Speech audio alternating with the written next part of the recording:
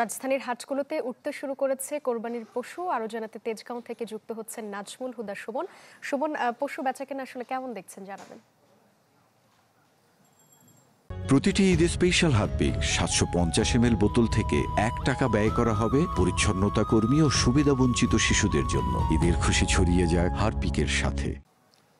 সাদিয়া, আমি এখন আছি তেজগাঁয়ের ঢাকা পলিটেকনিক ইনস্টিটিউটের যে খেলার মাঠ, সেই খেলার মাঠে প্রতি বছর যে গরুর হাটটি বসে ঈদুল আজহাকে কেন্দ্র করে, সেই খেলার মাঠেই আমরা রয়েছি। এবং এখনও কিন্তু আসলে যেহেতু ঈদের 7 দিন বাকি আছে, সুতরাং ক্রেতা বিক্রেতারা কিন্তু খুব একটা যে আনাগোনা তেমন দেখতে পাচ্ছি না আমরা।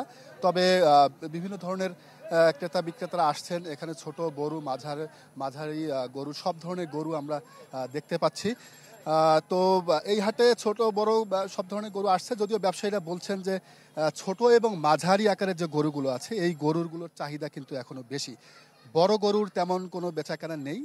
দামের বিষয়টি যদি বলি, মাঝারি সাইজের অর্থাৎ 6 থেকে 7 মণ ওজনের যে গরুগুলো আছে এগুলোর দাম হাঁকানো হচ্ছে 1.5 থেকে 2 লাখ। অন্যদিকে ছোট যে গরুগুলো আছে এগুলো 80,000 থেকে শুরু করে 1,50,000 পর্যন্ত দাম হাঁকাচ্ছেন ব্যবসায়ীরা। যদিও এই দামেও খুব একটা ক্রেতা পাওয়া যাচ্ছে না, যেটি বলছেন এখানকার যারা ব্যবসায়ীরা বা তৃণমূলের থেকে যারা খামারিরা এসেছেন, তো তারা বলছেন যে যেহেতু তুলনামূলক খাদ্যের দাম অনেক, গোখাদ্যের দাম অনেক চড়া ছিল এই পুরো বছর জুড়ে, সে কারণে তাদের কিন্তু লালন পালন ব্যয় এটি কিন্তু অনেক বেড়েছে।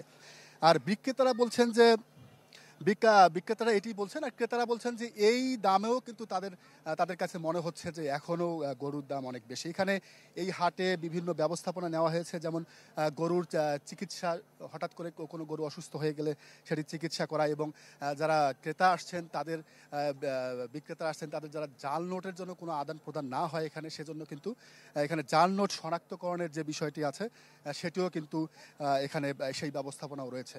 তো সাদিয়া, এই ছিল আমার কাছে সর্বশেষ। এরপরে হয়তো আপনাকে আরো তথ্য জানাতে পারবো। সুমন, ধন্যবাদ আপনাকে। তেজগাঁও থেকে কোরবানির পশুর হাটের খবর জানাচ্ছিলেন সহকর্মী নাজমুল হুদা সুমন।